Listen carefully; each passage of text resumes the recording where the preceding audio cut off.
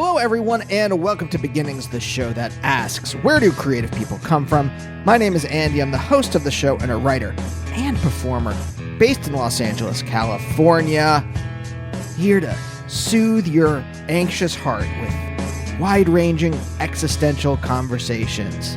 Yes, folks, it's an uncertain world out there where British prime ministers come and go, and every trip to the supermarket requires me to not call all the unmasked people pieces of shit as I shop.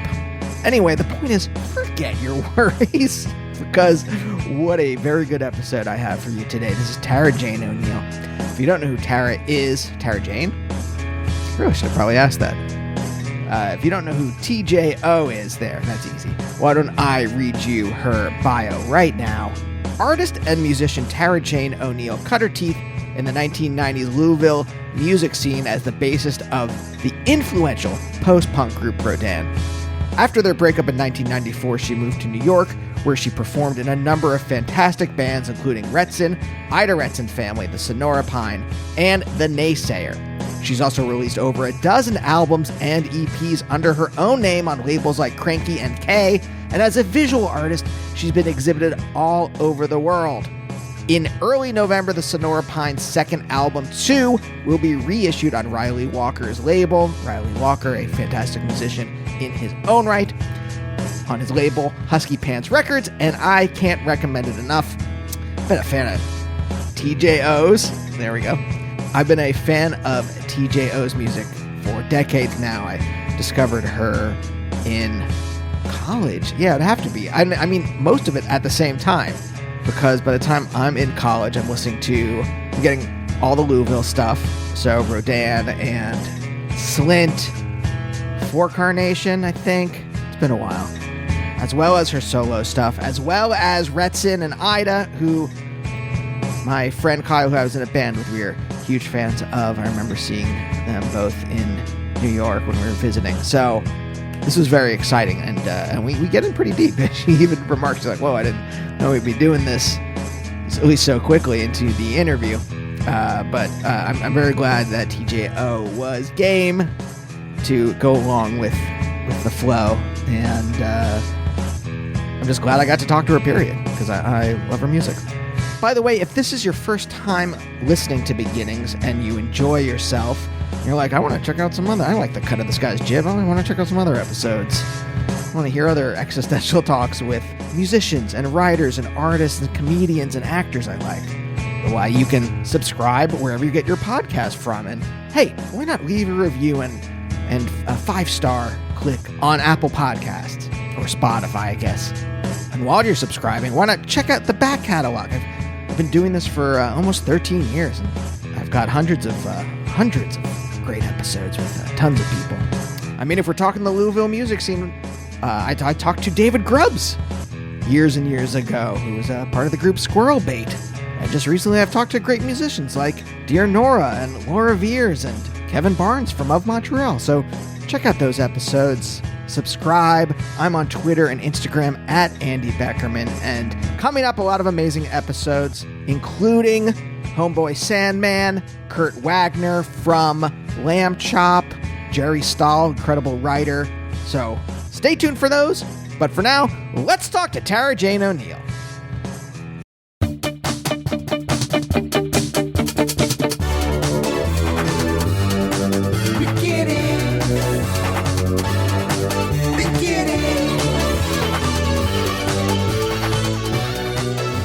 Wait, you're like, you've never done a podcast because you're a different time. You're not that much older than me.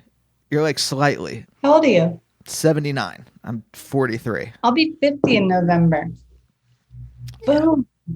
We're in the same reference zone. We do have like you're wearing a Silver Jews shirt. Yes. Yeah. I still think though that little gap at this particular moment is fairly significant. Like, in what way? Like, what do you think is like the like generational difference between us? I guess I'm technically a Zennial. Oh, really? And you're technically Gen X. Zennial? Wow. What is that? Gen Z and millennial? Yes.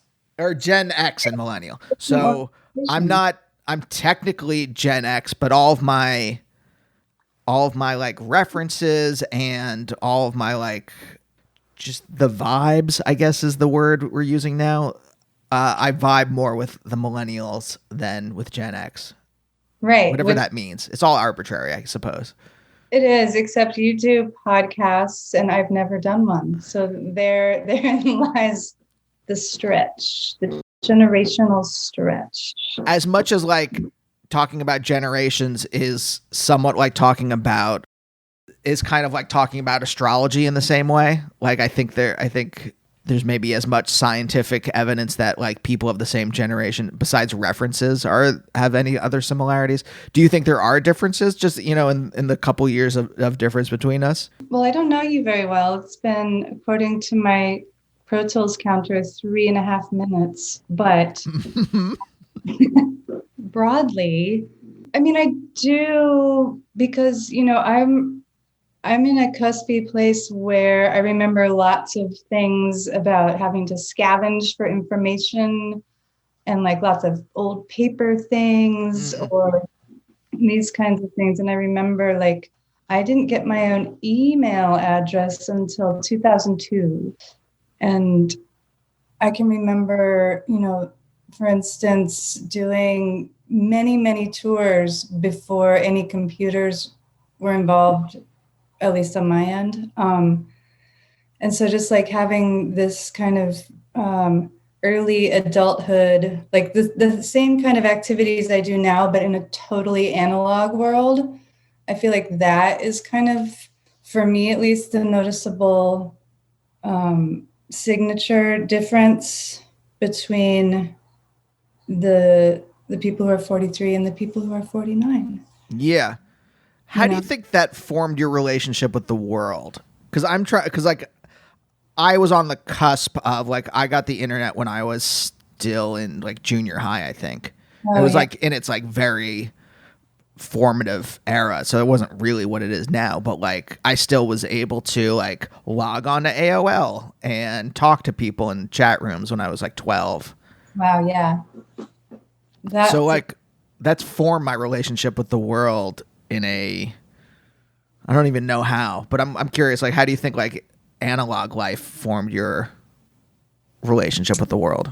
Well, I do remember a drummer in my old band. He was going to college. We'd all dropped out, but he was going to college and was talking about these message boards.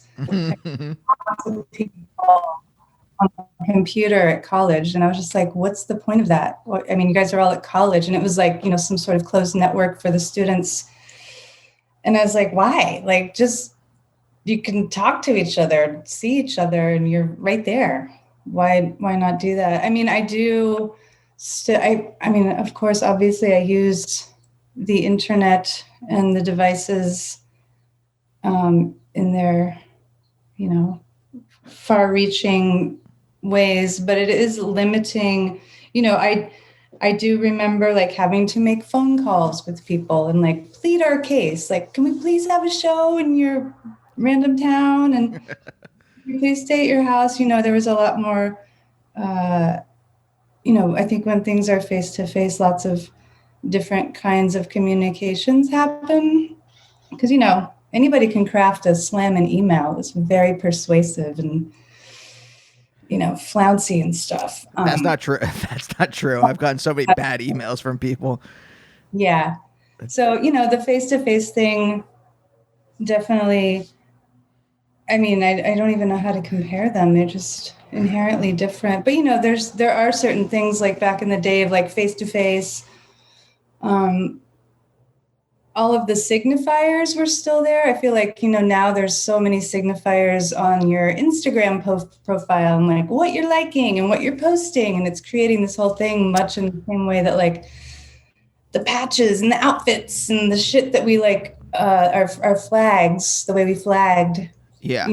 It's the same kind of thing, maybe, just in a different format. Because that was all there. I mean, I remember being called a poser a million times by some serious, like, hardcore punk assholes in Louisville. But I wasn't a poser because I really actually liked all the different shit that I was into, So if I was at a fucking intense, violent, hardcore show, which I attended a few in the late 80s, but I was wearing like some fucking tie-dye, like for me, it all worked, So I think still like those outward flags and signifiers are in use. And I think about that sometimes, just like being a person that does use like Instagram. I'm like, am I really putting myself there? And it's just like, what the fuck am I even talking about? Like, I'm not a brand and I can't market myself, but there's some similarity there of being like a 17-year-old trying to figure out what I'm wearing and for who. Yeah, I think that's interesting that there's this kind of as you get into like the digital age, right? As you get into the internet, yourself, capital S self, gets more expansive, right? Because now you are figuring out how to curate who you are and your identity for a larger audience, right? Like what you post on Instagram or whatever, right, is now a signifier of who you are versus like wearing a band t-shirt or something like that, which is what would have happened before, 1997 or wherever, right? Whatever our dividing line is. And so before 1997, you're just responsible for like your clothes and how you're presenting when you are out in the world versus this now newer expansive self that now you have to maintain throughout all of the internet. Right. Which is also like far more kind of anonymous in the exchange. Because, who are my 4,000 Instagram followers? What are they doing? What are they thinking? Yeah. I don't know. I guess maybe that's a thing. I mean, with our current, like, kind of trigger happy commenting and posting and cancel culture and all that stuff, it seems more now than like 5 years ago, there's a swifter, like reactive turnaround. Because back in the day, there was a pretty swift reactive turnaround, if you, show up flagging something, like if you're a prep and you go to the goth gay bar, like that's going to be pretty immediately loud in some way. Whereas like, unless you're doing some controversial or super wrong and out shit, like the screen portals are just like random people watching us. Yeah. What are they thinking? What are you thinking? Well, there's more to keep track of. So that like it's alien. There's this new level of alienation, right? As you expand yourself, the capital S self, into these different realms, now you're also keeping track of who you are and how that presents to the world and all those things versus before where it was just like, all right, this immediate self. And maybe like, if I get into my car, if I own a car or something like that, or whatever, right? You have like a little bit of a expanded self in that car. Does that make sense at all? But now you have like your expanded self into Instagram and TikTok and Bandcamp or wherever else you are. Wherever else there is a representation of you in the world, and now you're somehow connected to that and have to keep track of it in some way, or maybe not. You might be a person who doesn't need to, but like, I'm curious if the internet stuff fills in the void. I'm assuming you have a void. I'm assuming every creative person has a void inside that they're trying to fill in. So that's just my projection. You can tell me if I'm wrong or not. But like, do you think it fills in the void in any way? In the same way that like, not in the same way, but like, do you think it adds to the void in the same way that like creative stuff does? Like the void inside of a person? I'm assuming, so this is my theory, is that in some way, some void developed inside you, inside all creative people. Right. In order to do that creative thing in public, right? You could be like, I forget who the woman is who wrote poetry and hid it under her bed, and then it was only released when she was dead. And Emily Dickinson? Yes, Emily Dickinson, right? You could be Emily Dickinson, and in which case, you privately create things, and that's that, and you You don't need to put it out in the world. But I'm saying in order to put things out in the world, you probably have some kind of void. Wow. I think a lot of us humans have that void problem, and maybe in us creative types, it's maybe differently intense. But as a motivator to put things out there, I don't know. Honestly, I don't know. At this point, I could not break down for you why I put things out there, or like what the kind of origin is. Though I've revisited this concept a lot of times, usually after I do a record and a tour, I'm like, why am I doing this? Pretty much every time. My friends laugh at me because I usually go into what I call a retirement. And then, 8 months later, I'm like, shit, I have another record to record. So yeah, the void as motivation. I mean, yeah, we're all looking for some kind of connection, right? And so maybe that's part of how we get from writing stuff in solitude to then performing stuff or putting a volume of the documentation of that effort out. I don't know. Yeah, let's say it's connection. Final answer. Do you think you have a void? I mean, I'm just saying this stuff. It's all anecdotal. I have no actual scientific evidence that we all do. We just have our lived experience. I mean, my lived experience wow, this is so existential. Ooh, we're just diving right in. Yeah, sure. There's a void. There's a void everywhere. Everybody's got a void. But the whole concept of the hungry ghost, like I feel like I'm at times not so much rolling with the hungry ghost part of me, which is, cool and more healthful. But then there's other times, yeah. Like at the moment, I'm in Upper Ojai in Ventura County. Ooh. And it's fucking hot this week. Can I cuss on here? Yeah, feel free. Awesome. So yeah, it's been insane. It's been like a week, you're in LA. It's like insane. It's been insane. And for me, like, I just have been inside for 9 days, and that doesn't feel very good. So it's been like, it's like there's a blizzard outside and you're just trapped. That's how it's been for me. So inside of this, perhaps a void thing that you're talking about has come up a little more. And a few days ago, I was definitely like partying on the scroll more than I usually do. Just like, and I had to actually like kind of like sit and talk with myself and be like, Tara Jane, why don't you make some fucking drawings like you like to do? You've just actually fallen into another void called the fucking social media scroll. And that's a weird thing to like witness, just like, yeah, that's kind of a go-to now, which, no judgment on it. It's just, yeah, there's that fucking thing that we can all do, reach for the phone. So yeah, I had to actually talk to myself.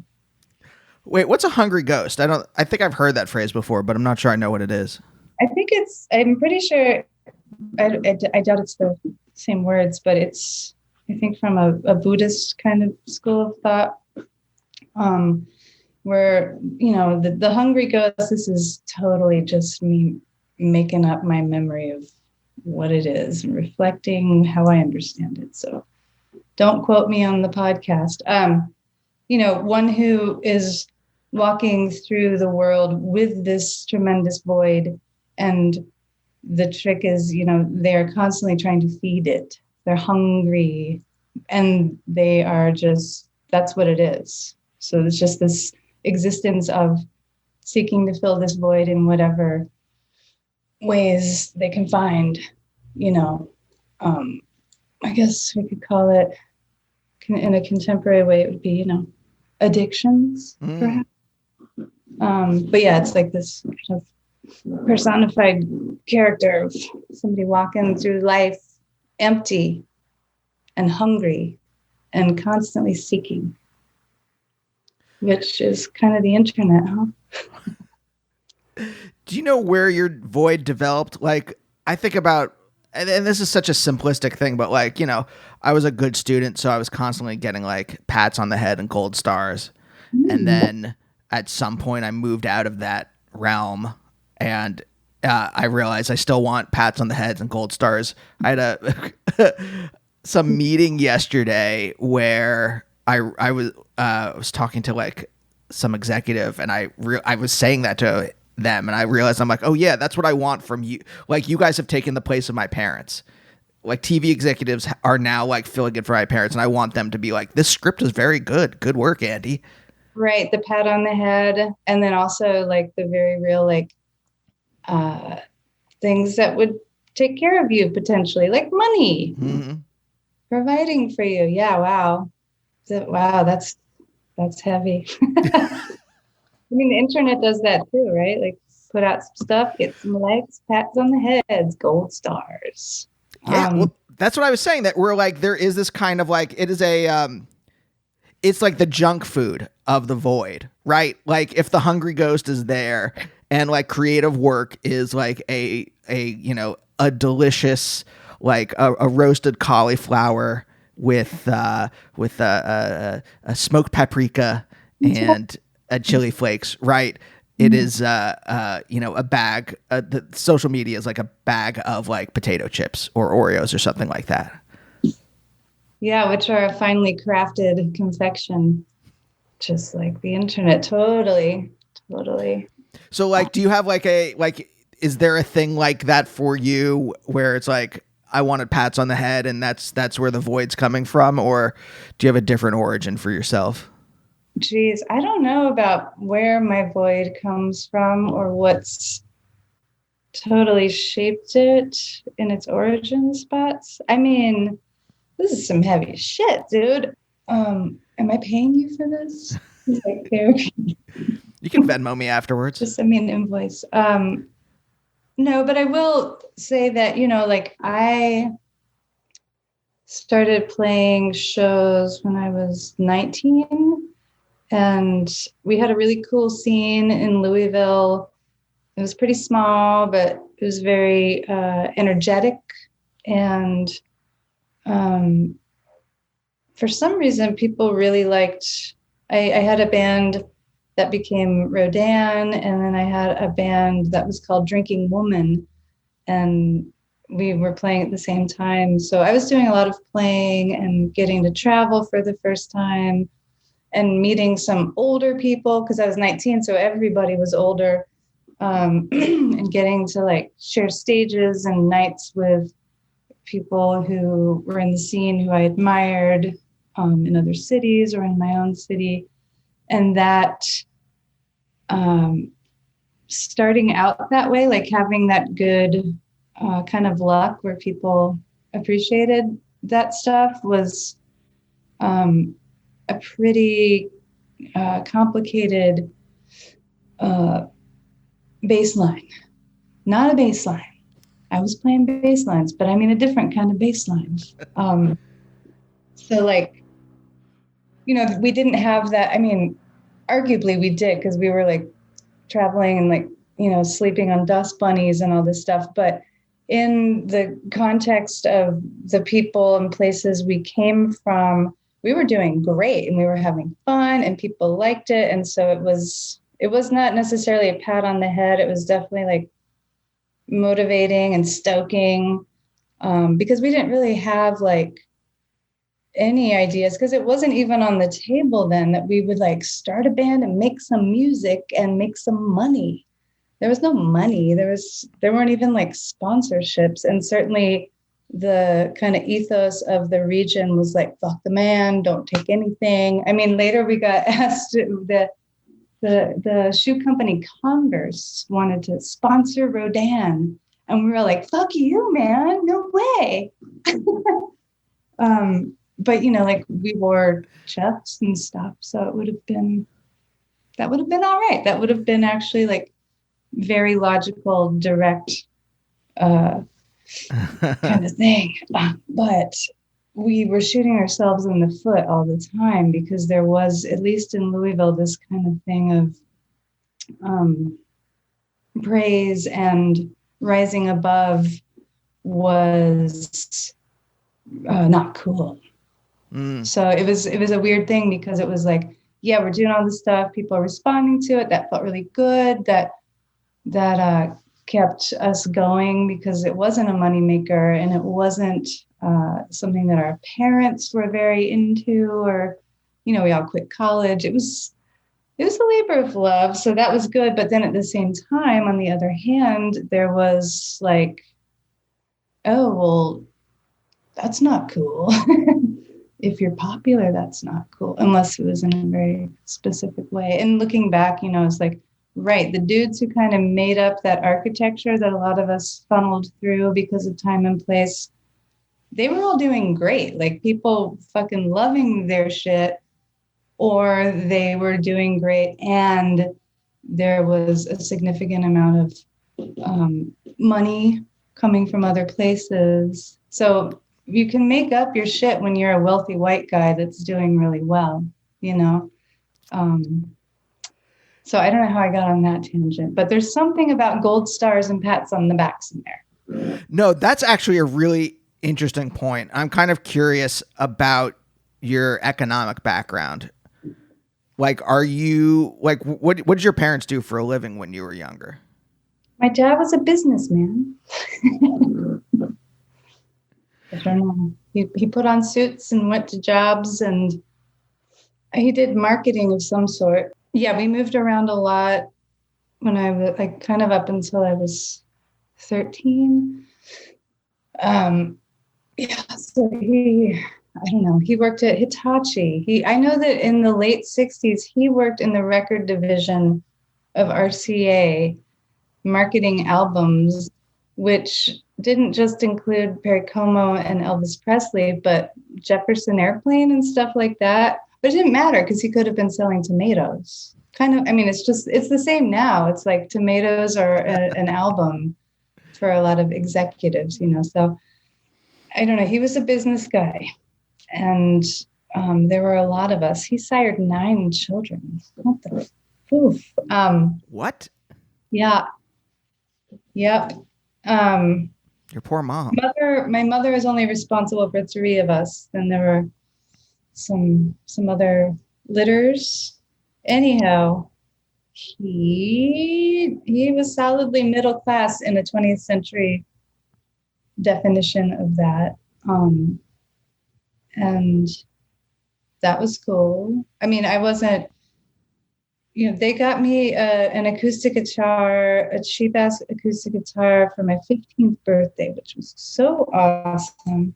And then, like we used their station wagon to go on the first tours and stuff. And they were able to be supportive in those ways. A couple of my bandmates like didn't even have a guitar.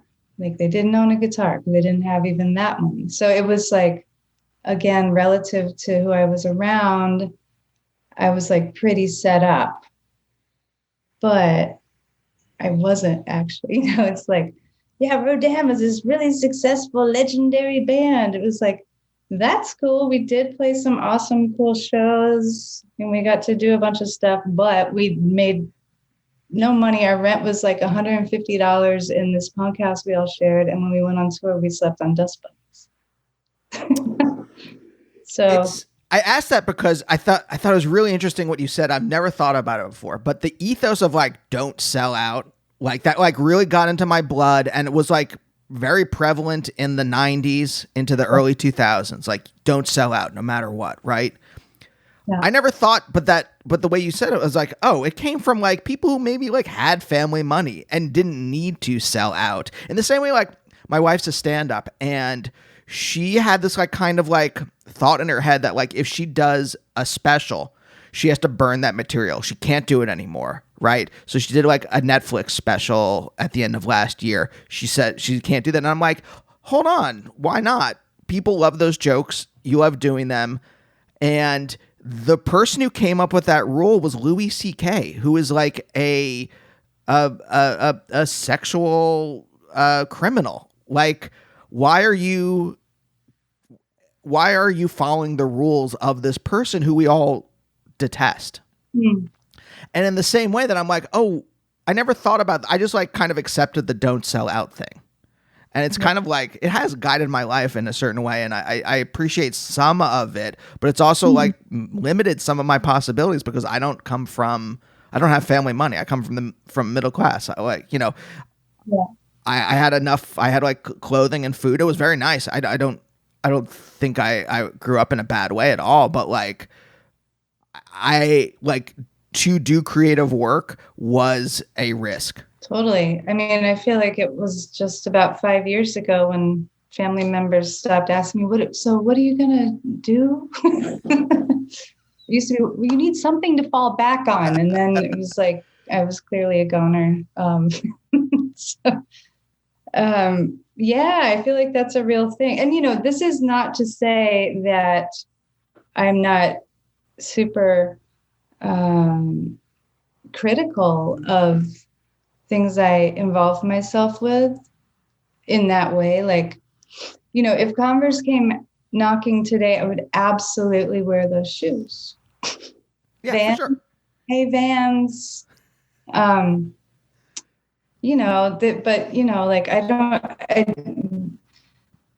I have boundaries and I have my own set of ethics and all that kind of stuff.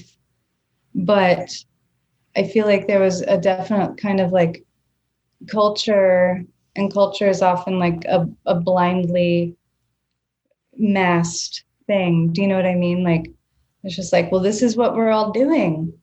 Okay. And it's amazing too, because like we were all like counterculture or like underground people.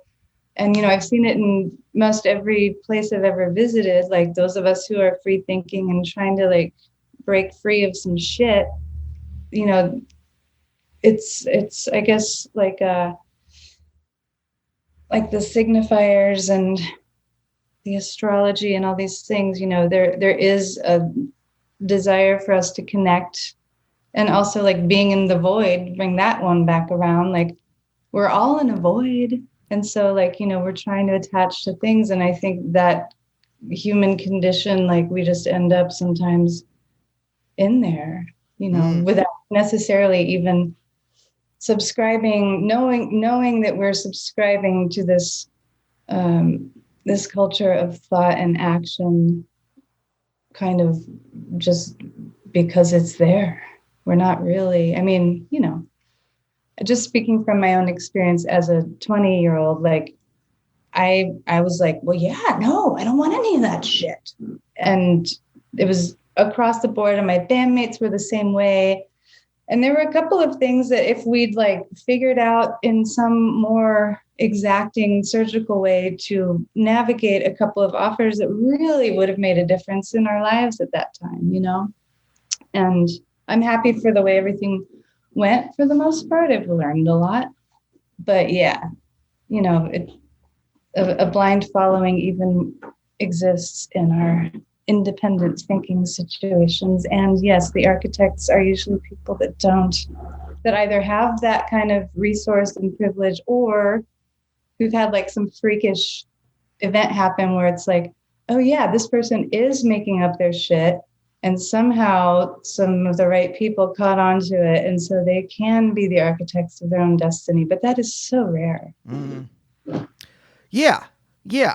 I mean, it's really crazy how much it has like, for example, this podcast, like I've purposely like ignored any kind of attempts to commercialize it. Yet I do one with my wife where we're just like, where like there's ads at the beginning, in the middle, at the end. And I vet them. Like I make sure that the company is not like, murdering people in the Sudan or something like that right first before we do it. But if it was like Converse, I'd be like, yeah, sure. Of course. Right. But like, that's something I do with my wife. So like, there is like this kind of like, I kind of more defer to her in some of those cases, because my natural instinct is to push back against any kind of attempts to commercialize or commodify something. and it comes straight out of like the 90s. Totally. I call it punk damage. I'm not the only one that does, but that's how I can relate to it. That is a perfect. That is Right? a perfect. And when I think of punks, I'm like, Henry Rollins is starring in like movies. He was just I watched Z Nation. He had like a 3-episode arc on a sci-fi show called Z Nation. Oh wow. Like, he needs to make a living too. He needs to put out records on 2/16/61 or whatever, 2/13/61. I saw some interview kind of recently with Iggy Pop, but it was from the 90s. And I was living in New York in like the late 90s.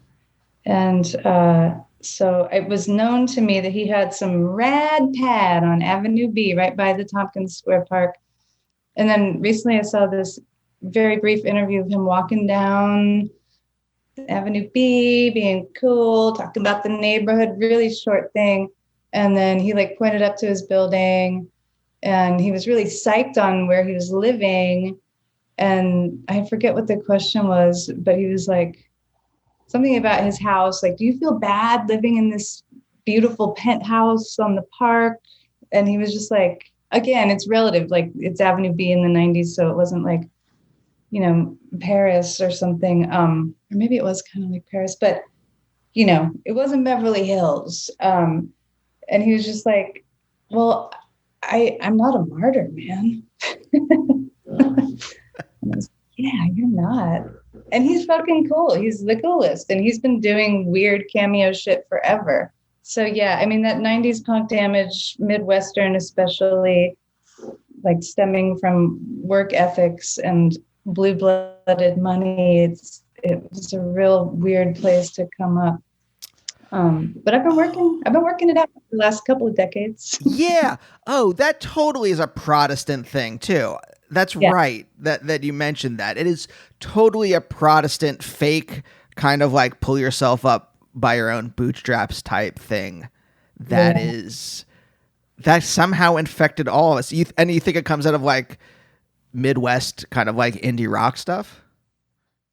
Yeah, I think that Midwestern work ethic. I mean, also like the costume for boys back then and most of the groups was like some variation on like gas station uniform, you know, like I'm looking at it now just like completely removed from it. And I don't think I had really any of these thoughts at the time. But yeah, I mean, it was very like kind of, we're blue collar, we're these hardworking dudes, and we're not going to take anything from anybody else. I do think it was really coming out of, you know, a 20th century white working class, quote, working class, Protestant work ethic, supposed to be the American dream. But here we are in the new millennium.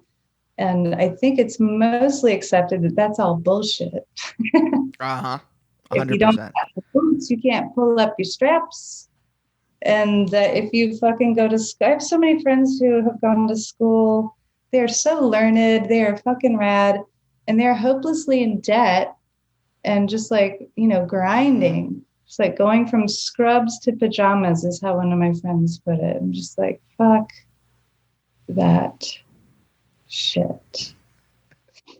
Whereas in the 90s where I was, that was some kind of noble thing. Yeah. Do you think this is so reductive, by the way, what I'm about to say? Well, I mean, the whole thing is we're just talking so much trash. Is this what you usually do on this show? Yeah. Yeah. Okay.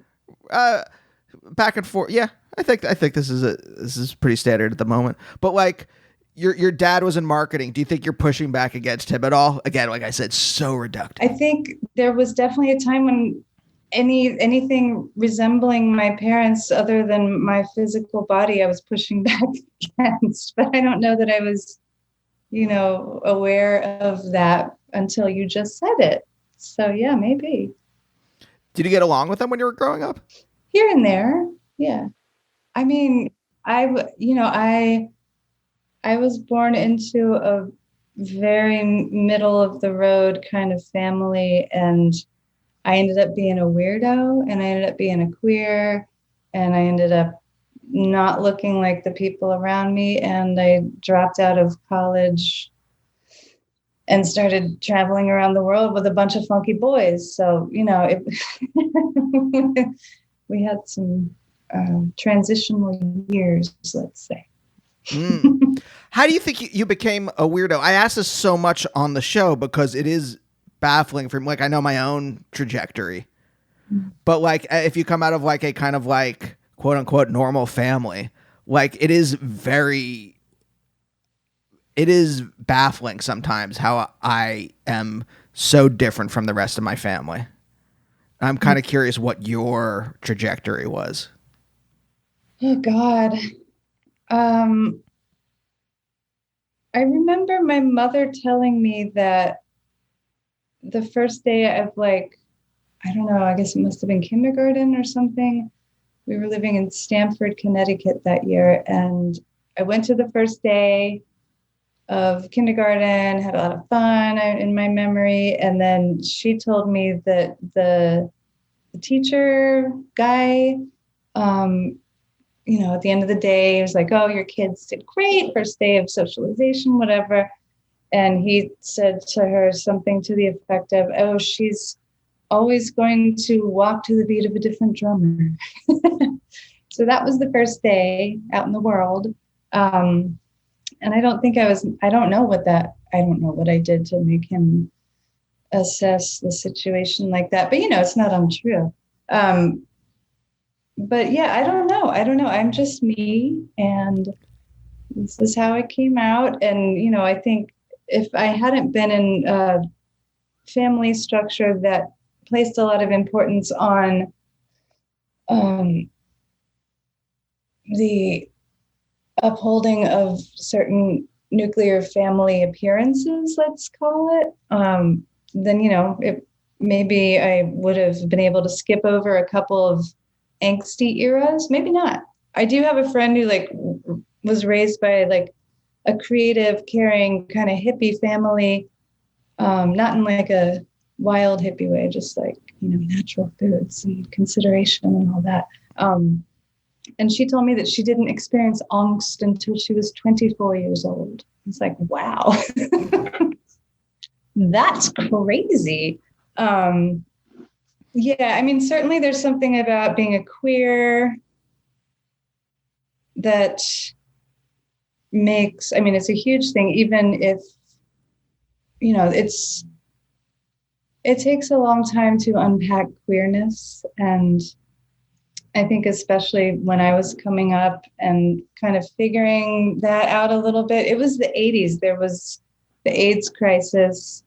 There was the complete politicization of lifestyle and artwork, and all that shit was happening. So it was not really like it is now, or not like it was 5 years ago, or all of the progress that's been made. It was fucking different, and it was not like warm waters to wade into.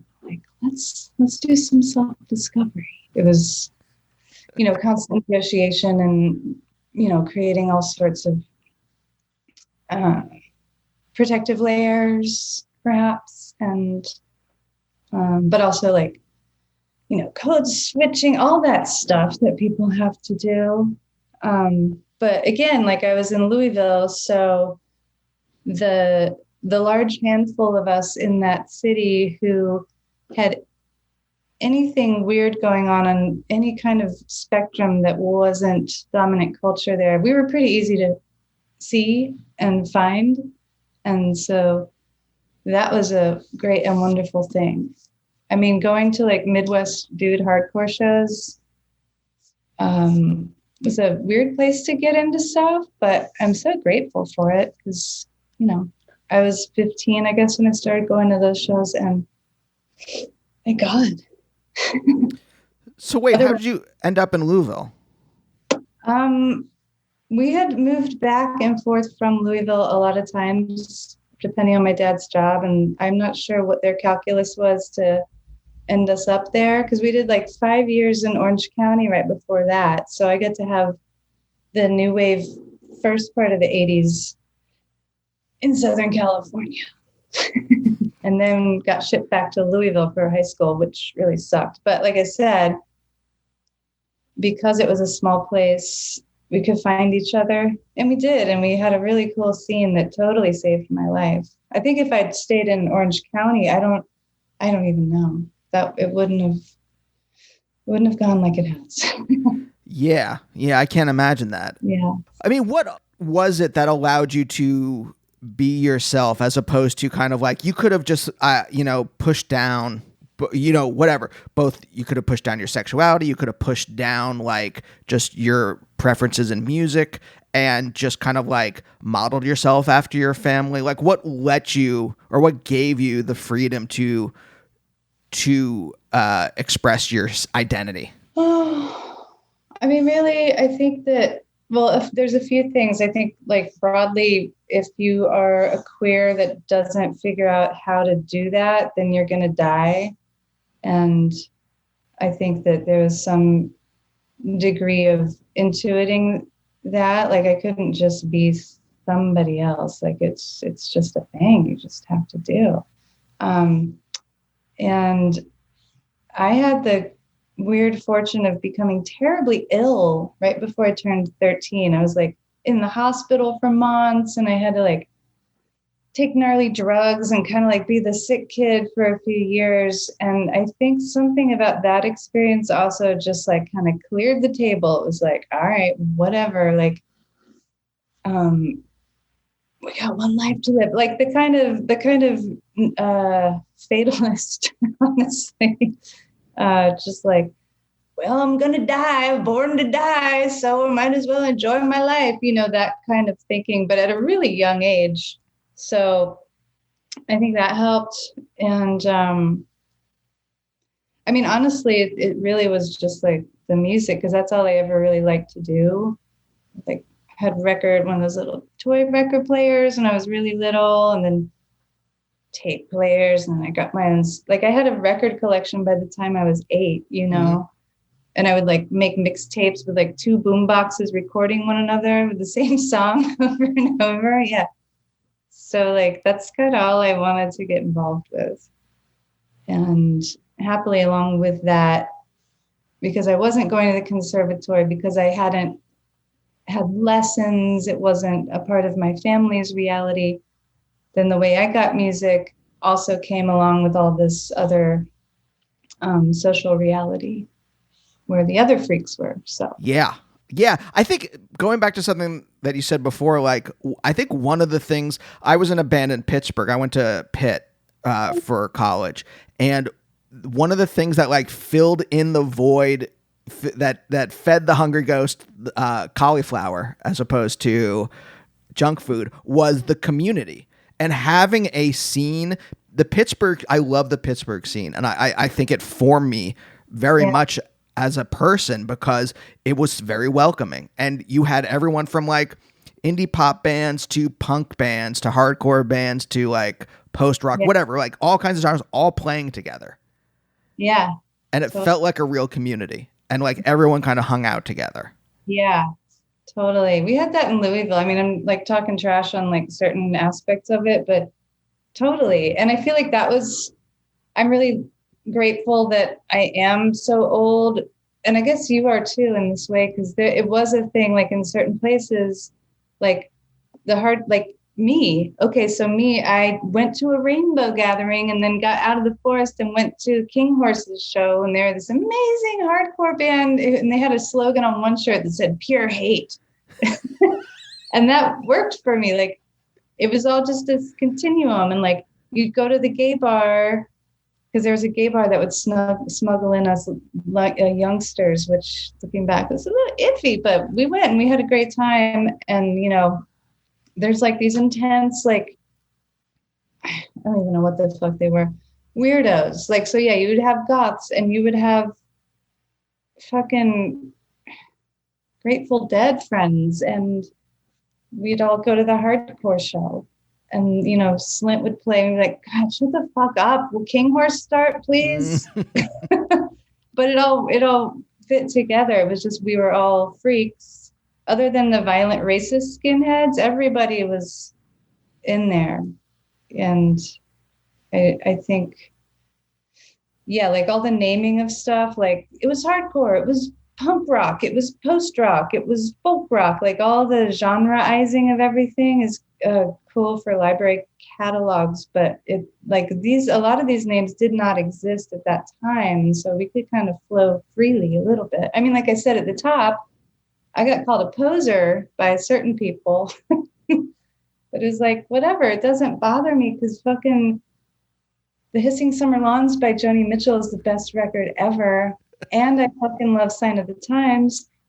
And I'm going to go to King Horse practices kind of like a groupie because they swing and it's so good. You know, none of this was in conflict for me. Yeah. I wonder if, you know, again, this void is partly if you're a weirdo in whatever way, right? It's searching for that kind of community. It's searching for the other people who, regardless of what they like, right, are also kind of like a little left of the dial, I suppose. Totally. Totally, especially in a place that's dominated by like Southern Baptist culture and yeah, Midwestern ethic, and it's highly segregated. Yeah. Well, I mean, wait, was your family religious? No. It was just in the atmosphere? Oh my God, yeah. Yeah, and it's funny like being on the West Coast because it's just a different thing. It just really is. How so? You know, like Christianity is dominant culture in Louisville still. And, you know, even my radical thinking friends there who do cool shit, you know, there's some influence of like the Catholic upbringing they had, or the rub of like having to leave the Southern Baptist thing. Like that's the vernacular, that's the culture. And it affects them still. And it's very visible everywhere. You know, there's some Jesus quotes all over the place and a ton of steeples and all these kinds of things. So that is what it is. And out here, that just doesn't come up. And that's great. And it didn't really come up when I lived in Portland. I mean, New York City is its own thing, but yeah, so my family wasn't religious, but I was in a religious culture. Do you mind if I ask what happened when you got sick? Like, what was going on? Oh, I have this chronic illness that is totally under control. Not good. It's called ulcerative colitis. I got it in 1985. And I was sick for a long time. And then I started playing music and hanging out. And then I was in remission for a long time. And then I fast forward to I'm 28 and I leave New York City and move to upstate New York. And I'm like, life is beautiful. I'm going to quit smoking. And so I quit smoking. And then I was in full-blown disease again for the first time in like a decade. And It was before Google. So I have this friend, Tara Key, who's in this Louisville band. They've been in New York since like 1980 now. But she was a Virgo and a pothead and a librarian at Columbia. And so she was like Google before Google existed. If you needed to know something, call Tara, type it in. And that's still true. But she was like, I hate to tell you this, but they just found out that the quote was, cessation of smoking causes flare-up in ulcerative colitis patients. So it's this, you know, it's a weird autoimmune disease. So after about a year of trying everything else to achieve remission and be able to go on tour and not like have to be asleep all day and then just like get propped up on stage, I just started smoking again and I'm good. So we'll see. But when you were younger, like that's heavy to like have that kind of like and kind of like face your mortality at such a young age. Yeah, for sure. Like when you came out of that, were you like, was it a very conscious thing? Like I'm just going to live life. Or do you think you just like kind of reacted to it in a unconscious way? I think it was more unconscious at the time. Yeah, I don't remember like having thoughts then about, well, I've been given a pass into a wonderful free life. I did in certain ways operate like that, I guess. I don't know. I can't really, other than that experience, there's not really another thing other than the love of music that helps me better understand like how I got the key out of the kingdom, you know? But yeah, that definitely had something to do with it. Maybe it was a combination lock and not a key. Just a bunch of had to find the right combination of numbers and then. Do you know what it was about music when you were young that kind of like hit you in such a way that you became obsessed with it, as opposed to just being like, oh yeah, I like music? Gosh, I don't know. I mean, I always like participated in the music that I was listening to, like singing along, or like we had a piano in our house and I would try to play around with that. I don't know. I just remember it being a lot of fun. Like I remember, and I don't have a lot of like deep early childhood memories, but I do remember like the little kid record player set with the like plastic things that had like you know, like that kind of kid stuff. And just being alone in my room and just like there's actually a photo we have of me in my room and there's just like these little like, you know, pink and red plastic records just like all around me and I'm just like hanging out with them. And then, you know, when I got a couple years older and had real records and my older brothers had real records, it was the same thing. You know, you look at the stuff, you're reading it. It was just like a really fun world to inhabit. And then I would also sing along and dance around. Like, yeah, that was the fun stuff. We're right at the end of the show, and I've been asking this a lot over the last year. It's kind of become something of a idée fixe for me. But like, did you have any particular ambition when you were younger? It doesn't even have to be for music, but I mean, just like any kind of ambition specifically to be something. No. I mean, I remember proclaiming, and this is such like a historical fucking thing too, specific historical thing. I remember feeling like going to space was something I really wanted to do. And it was right around the time of the Challenger. So like they're putting the teacher and they're speculating who else are they going to put up there. And it was like, oh, well, we'll put writers and things up there eventually. And I was like, cool, I can do that. I'm going to start writing so I can go to space was my like 10-year-old logic or whatever. But short of that, no.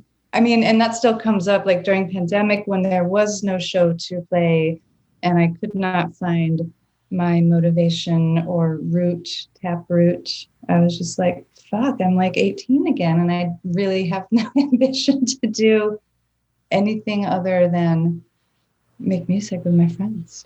Whoops. But you did have an ambition to make music though. I guess, yeah. I mean, not toward any end, not like it wasn't ambitious in a way of like, okay, like I have this ambition that's like aspirational, like I want to be a big rock star, like nothing even vague or epic like that. Just finding my joy. That actually seems like a nice place to end on, finding my joy. By the way, that's a great ambition to have. And I think in a like kind of like capitalist hellscape like we all live in, if you can have the ambition to just find joy as opposed to like whatever other kind of commodified thing is imposed on us, or like creates us, right? Like shapes us and pushes us to do that, I think is like a great ambition to have or to kind of like structure your life around. Yeah, that's all I have left. I don't think I actually had that when I was 28, but looking back, I'm like, oh yeah, that's a nice spin on like the fact that I really didn't have any other great ideas. But yeah, definitely now it's my full-on operating principle. How do you think that's shaped like how your creative trajectory has gone? I mean, as of late, like, so I'm going to say that I adopted this in a real way, like maybe like within the last 10 years. I've lost a lot of friends and family to death. And, you know, lots of changes in my actual daily life. But I made this record called Where Shine New Lights, a solo album. And that felt like a kind of completion, of this thing that I've been doing in solo records for the previous 15 or 16 years.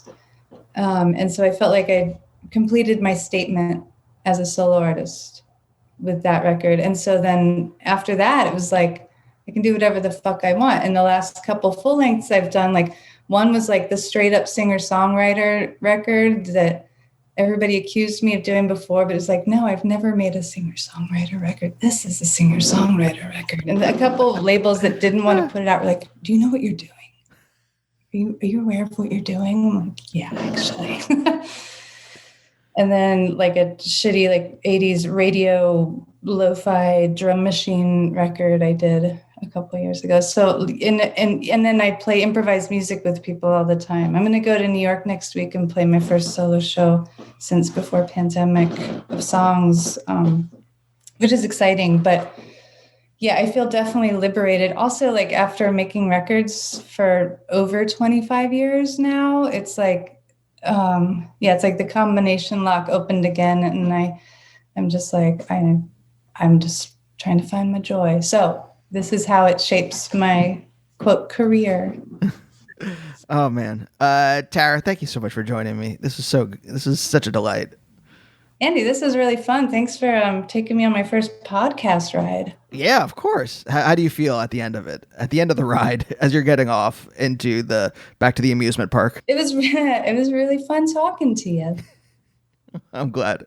And we'll see you next time. Bye. Bye, oh, bye, oh, bye, oh, bye, oh, bye.